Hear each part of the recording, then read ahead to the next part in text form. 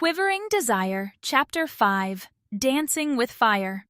We got back to the hotel, both pretending we weren't holding the weight of what had just happened between us. Instead of heading straight to the room, we found ourselves at the bar. Dim lighting, hushed jazz, the soft clink of glasses around us. It was oddly comforting, the way the world slowed down just enough for us to sit shoulder to shoulder without the pressure of closed doors and unspoken expectations. We ordered drinks, something simple. I didn't need courage or excuses. I just wanted the quiet hum of a shared moment. Damien had this way of slipping into conversation that made it easy to forget how complicated everything had become. He talked about work, the politics behind the latest executive shuffle, and I let myself lean into it. We dissected the industry with the honesty of people who'd stopped trying to impress each other. He cursed about a particular partner's incompetence, and I laughed. Not the polite kind, but the real kind that bubbled up from somewhere unguarded. And maybe that's what steadied me. Because while I was with him, I wasn't craving him in that aching, desperate way I had earlier. The tension that had gripped me all day had finally found release, and now I could breathe. Deeply, evenly. Still, he looked good in this light. Too good. Sleeves rolled up, collar slightly undone, a small smirk at the corner of his lips every time I said something that surprised him. There was a little dance in the way he listened, like he enjoyed peeling back the layers I kept hidden from everyone else. I sipped slowly, letting the wine warm my throat but not dull my thoughts. I watched the way he leaned closer when I spoke, the occasional brush of his arm against mine feeling more like punctuation than accident. Every touch was light, casual, but it landed heavy. A reminder, a promise. We didn't talk about what had happened earlier, not directly, but it was there, in the way his eyes lingered a little too long on my lips, in the way my foot accidentally pressed against his under the table and didn't move right away.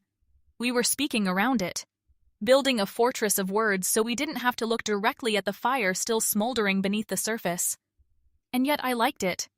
I liked that we could be two things at once, raw and refined, tense and at ease, laughing in a quiet hotel bar like we hadn't spent the entire day dismantling every wall I'd ever built.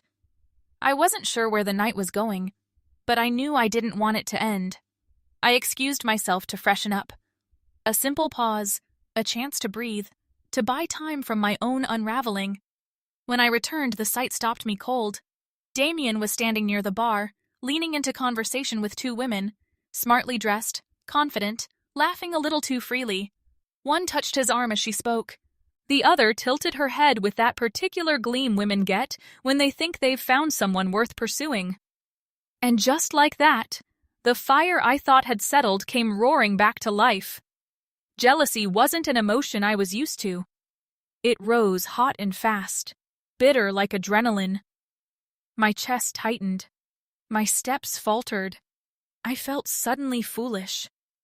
Like a girl dressing up in adult emotions, playing at a control I clearly didn't have. Before I could even check myself, I walked over and told him I was leaving. I didn't explain. I didn't wait for a response. Maybe I wanted to pull his attention back. Maybe I was punishing him for something he hadn't even done. Or maybe I was punishing myself. Because none of this was like me. I'd always taken pride in being strong, unshakable, practical. I never leaned too hard on anyone.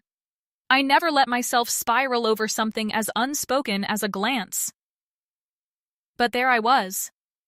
Something about him stripped me of all my careful armor. He hadn't promised me anything. He hadn't said the words. But the way he listened when I spoke, the way he looked at me like he saw right through me, it was enough to wreck every line I'd drawn for myself. I hated that. And I loved it. Every time I tried to pull back, I only fell harder. Like trying to climb out of water only to realize you'd already sunk too deep. I kept reaching for air, for distance, for control. But the truth was, I didn't want any of it. Not really. I wanted him. Not just the closeness, but the strange safety he gave me in a world where I never allowed myself to be soft. The more I tried to fight it, the more I fractured. And piece by piece, I was falling for him. Not gracefully, not with poetic logic, but hard, messy, and completely unprepared. And I didn't know what scared me more, how much I wanted him, or how much I might already need him. I walked toward the exit. He followed without a word.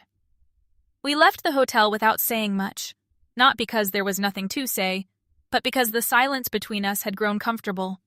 Charged, but not heavy. I didn't want to go home. Not yet.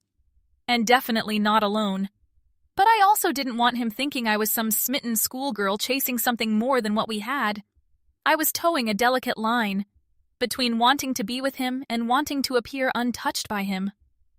We walked aimlessly at first, not even discussing where we were going. The city was winding down around us, its buzz softening to a hum. Streetlights flickered. Distant music spilled from a rooftop bar. I caught glimpses of us in reflective storefronts. Walking side by side, our pace synced like we'd been doing this for years. There was something soothing about it. Almost surreal. My heart wasn't pounding the way it had earlier, but it was beating differently, steadier, warmer. A few times I caught myself wanting to reach out, to brush my fingers against his or loop my arm through his, just to feel his weight beside me, to make it real in a quieter, more ordinary way. But I pulled back every time. Holding his hand would have said too much. Or maybe it would have said exactly what I felt, and that was the danger. The parking garage loomed ahead, our steps echoing against the concrete as we approached the car. It wasn't far, but I wished the walk were longer. I didn't want the moment to end. Being next to him like this, doing nothing spectacular, felt real. Not lust-driven, not charged. Just us, in a calm I didn't know I'd been craving. I'd spent years building a fortress around my emotions. Strong, independent, composed. And yet here I was, thinking about how not holding his hand might be the most effort I'd put into self-control all year. Because if I did, if I reached for him and he held on, I might never want to let go. As we neared his car, the atmosphere shifted immediately. The garage was different, denser, quieter, laced with the hum of distant engines and the echo of our footsteps off cold concrete. The kind of silence that makes you feel things louder. And that's when it hit me. Again. Something stirred. Not a thought exactly. More like a pulse. Urgent. Breathless. We'd been in a lounge with dim lights and other people just minutes ago. I had been collected, composed, sipping from a glass. But here? With only him, no audience, no interruptions, no pretense. The shift was seismic. I walked like nothing was wrong, but inside, everything was on fire. We reached the car. He looked at me with a quiet smile. I met his eyes, just briefly, but that look was enough. He moved toward the passenger side, ever the gentleman, reaching to open the door for me. But I couldn't. Not this time. I stepped forward, placed my hand flat on the door, and pushed it gently shut. He turned, surprised. Brows lifted, a question forming on his lips. But I didn't let him get a word out. I kissed him. Right there. Hard and unplanned and absolutely reckless. My hands tangled in his collar as I pressed into him, needing to feel something real after a day of holding back. There was no more pretending, no more distance. This was me, finally taking. He caught his breath against my mouth, surprised but not pulling away. His hands found my waist, then my hips, drawing me closer. I could feel his restraint slipping, and I was glad, because mine was already gone. We both knew it was risky. A parking garage isn't exactly private. The wrong person walking by, the wrong camera angle, and everything I'd worked for could unravel in a headline. But in that moment, I wasn't thinking about my firm, or my title, or Monday morning. I was thinking about how right it felt to finally stop pretending. "Tell me to stop," I whispered against his lips, "or take me back upstairs." His jaw tightened, his eyes darkened, and I knew I wasn't the only one losing control tonight. He took my hand, urgent and wordless, and led me back toward the stairwell. We didn't look back. We didn't speak.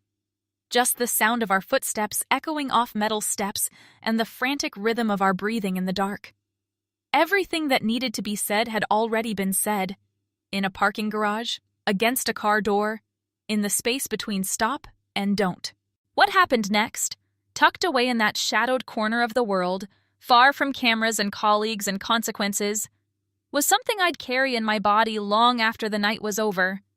Not reckless, not regretted, just honest. The most honest I'd been in years. Afterward, we slipped out through the stairwell, breathless and half laughing, the thrill of it still buzzing under my skin. I felt like a teenager again, reckless, free, touched in places I hadn't known existed inside me. It wasn't just desire. It was release. A need poured out in the most unexpected way. Nothing in my recent memory had made me lose myself so fully. Nothing had reached into the quiet corners I'd sealed off so long ago. And yes, maybe there were cameras. Maybe someone had heard us. Maybe this could cost me everything I'd worked so hard for. But in that moment, I didn't care. For the first time in what felt like forever, I wasn't measuring the weight of my actions or calculating how to fold this back into the neat lines of my life. I was just feeling, raw, wild, and utterly alive. And I wasn't sure if I was terrified or ready to let the whole thing burn. End of Chapter 5. If you're enjoying the story, this is the tamed version.